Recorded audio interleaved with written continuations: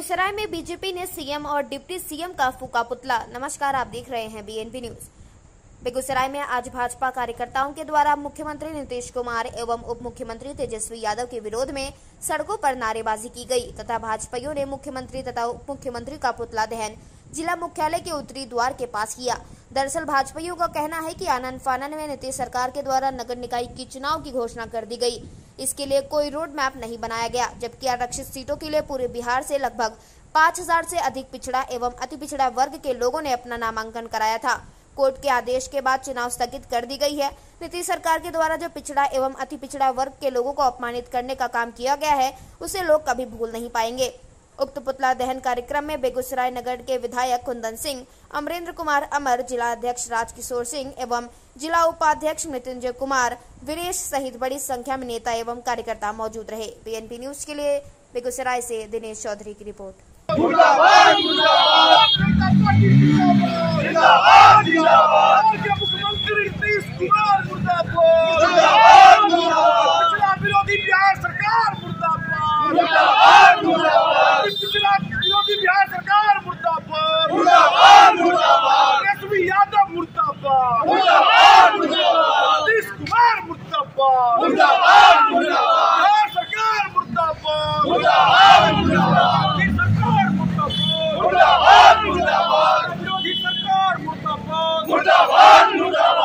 पिछड़ा को छलना बंद करो, बंद करो, के नाम पर छलना बंद करो।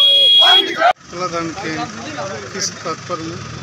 देखिए, आज का पुतला दहन कार्य इसलिए किया गया, आज हमारे अति पिछड़ा मोर्चा के अध्यक्ष हमारे देवानंद कुशवाहा जी के नेतृत्व में ये जो छलने का काम आदरणीय मुख्यमंत्री नीतीश कुमार जी के द्वारा जो किया गया बिहार के पिछड़े अति पिछड़ों को, उसके खिलाफ हम लोगों ने अपने कुशवाहा जी के नेतृत्व में आज ये पुतला दहन किया। हमारे जब मंत्री नगर विकास मंत्री हमारे तारकिशोर जी थे, तो पूरी तरह से आयोग बनाने का प्रस्ताव उन्होंने मुख्यमंत्री जी को दिया था और काम कर रहे थे कि पहले रिजर्वेशन का हर एक सीटों पर व्यवस्था हो जाए पिछड़ा का, उसके बाद चुनाव कराया जाए। लेकिन जैसे सरकार बदली, पता नहीं किस मजबूरी में, किन कारणों से नीतीश जी ने चुनाव का घोषणा करा दिया और इस पर सुप्रीम कोर्ट ने कहा कि इसको रद्द कर दिया चुनाव का। और उन्होंने कहा सुप्रीम कोर्ट ने कि जो राज्य निर्वाचन आयोग है उसको भी इंडिपेंडेंट होकर काम करना पड़ेगा। मतलब इशारा यह था कि राज्य निर्वाचन आयोग जो है नीतीश जी के दबाव में शायद काम कर रही थी। तो ये क्यों हुआ? और जब नीतीश जी ने अगर पिछड़ा का सम्मान नहीं करना था, उसको अपमानित करना था, तो उन्होंने चुनाव में क्यों डायरेक्ट इसको भेजा? सीधा मना कर देते। तो वो तो अपमानित किए पिछड़ों को। लगभग 5000 लोग पिछड़े अति पिछड़े समाज से इस चुनाव में उतरे थे, सबको अपमानित होना पड़ा। और नीतीश जी जानते थे, क्योंकि महाराष्ट्र के केस में और मध्य प्रदेश के केस में सुप्रीम कोर्ट ने कहा था और बिहार सरकार को भी डायरेक्शन दिया था कि भैया जैसे महाराष्ट्र में मध्य प्रदेश में हुआ, उसी तरह से आप चुनाव कराइए, आयोग बनाइए, आयोग का गठन करिए और फिर रिजर्वेशन का व्यवस्था करिए, तो उसके बाद चुनाव कराइए। लेकिन सब चीज़ को ताक पे रख के कंटेम्प्ट ऑफ कोर्ट करते हुए उन्होंने चुनाव कराया। इससे साफ उनका मानसा दिखता है कि वो केवल पिछड़ा अति पिछड़ा को वोट बैंक समझते हैं, ना तो वो उनका विकास चाहते हैं, ना उनकी भागीदारी देना चाहते हैं अपने समाज सेवा के अंतर्गत। तो ये जो उनका चरित्र था, उसको उजागर करने के लिए आज हम लोगों ने अपने देवानंद कुशवाहा जी, जो हमारे अति पिछड़ा मंच के अध्यक्ष हैं, जिलाध्यक्ष, उनके नेतृत्व में हमारे जिलाध्यक्ष जी, हम लोगों ने पुतला दहन का काम किया।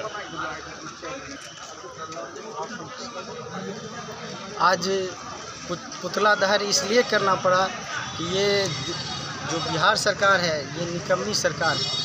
ये सिर्फ जो है पिछड़ा और अति पिछड़ा के नाम पर ठगना जानती है। आज तक पिछड़े और अति पिछड़े को कभी भी सम्मान नहीं दिया। वो तो हम लोग इनके साथ थे, इसलिए आज मुखिया या पंचायत समिति या वार्ड पार्षद जो देखते हैं, वो हम लोगों की देन है। चूँकि हमारे नेता सुशील मोदी जी उस समय इनके सरकार में थे और उन्होंने ही तय किया था, इसलिए आज पिछड़ा और अति पिछड़ा समाज जो दिखाई पड़ता है। और इन्होंने आनन फानन में ऐसा पुतला दहन किए सर, इसका क्या उद्देश्य है? आज का पुतला दहन इस परिप्रेक्ष्य में है कि बिहार सरकार ने बिना कोई तैयारी के, बिना किसी संविधान के नियमों के, इसकी अधिसूचना दबाव में चुनाव आयोग पर दबाव डलवा कर इसको जारी करवा दिया। इसका सबसे बड़ा उदाहरण ये है कि यदि शैक्षिक रूप से आरक्षण का प्रावधान था तो संविधान में यदि अनुच्छेद 15 और 16 में इसके प्रावधान आए तो सबसे पहले मंडल आयोग गठित हुआ और मंडल आयोग ने जातियों को चिन्हित किया कि कौन से जाति समूह शैक्षिक रूप से कमज़ोर हैं और उसके आधार पर उनको आरक्षण दिया गया। ये मामला सीधे जनप्रतिनिधित्व से जुड़ा हुआ है और जनप्रतिनिधित्व से जुड़े हुए मामले में जब आप वार्ड के बारे में ये चिन्हित नहीं करेंगे, उसकी आबादी के बारे में नहीं जानेंगे कि यहाँ पर कौन से पिछड़े समूह रहते हैं, कौन से अग्रणी समूह हैं, और उसके बारे में जब जानकारी नहीं है तो आपने किस आधार पर किसी को पिछड़ा कर दिया, किसी को अगड़ा कर दिया, किसी को सामान्य कर दिया। तो ये एक तरह से ब्यूरोक्रेट्स का निर्णय था और बिहार सरकार ने ब्यूरोक्रेट्स के निर्णय को चुनाव आयोग को समर्पित किया, जिसके आधार पर ये चुनाव हो रहे थे। मैं तो यहाँ तक कहता हूँ कि पंचायत चुनाव में भी यदि कोई लोग चले जाते कोर्ट तो वो भी चुनाव नहीं हो पाता। वो तो पंचायत चुनाव में लोग नहीं गए जिसके कारण वो चुनाव हो गया। इसीलिए हमारा साफ साफ मानना है कि ये सरकार गैर जिम्मेदार सरकार है, जिसको संविधान में विश्वास नहीं है और जो पिछड़ों को वाजिब हक नहीं देना चाहती है, जो पिछड़े और अति पिछड़े को जनप्रतिनिधित्व में उनका हक नहीं देना चाहती है। इसी कारण से इसने जानबूझकर बरगला कर ये काम किया कि आने वाले दिनों में इनको तो 24 की तैयारी करनी है और 24 की तैयारी में तो धन चाहिए और वो धन तो सीधे ऐसे जगहों से आना चाहिए जहाँ पर ब्यूरोक्रेट्स राज करें।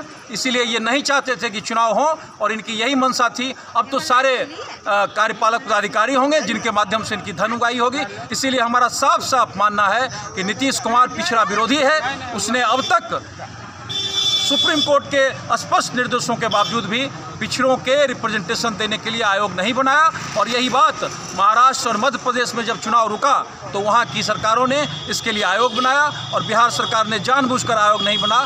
इसीलिए हमारा कहना है कि बिहार सरकार पिछड़ा और अति पिछड़ा का विरोधी है।